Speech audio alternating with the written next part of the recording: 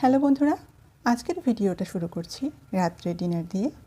এখানে ছিল সজনে ডাঁটার পাতলা ঝোল, মাছের ঝোল, আর ছিল ভীষণই টেস্টি একটি রেসিপি যেটা খুব তাড়াতাড়ি চ্যানেলে আপলোড হয়ে যাবে। যেহেতু আজকে ছিল 27 কাদায়, সেজন্য রাত্রে খাওয়া দাওয়া তাড়াতাড়ি সেরে নিয়ে সারা রাত ধরে ইবাদতটা করেছি। এখন বাজছে রাত 2:05। বাইরেটা দেখুন কতটা শান্ত পরিবেশ।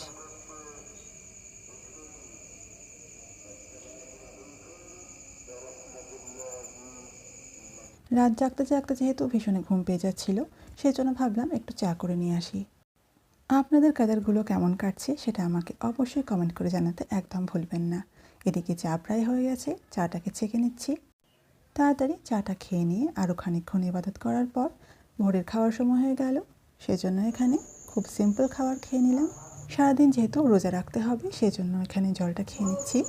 এখন 4:10 বেজে গেছে, আর এদিকে নামাজটা শেষ করে আমি ঘুমোতে যাচ্ছি। আজকের মতো এখানে সবাইকে টাটা।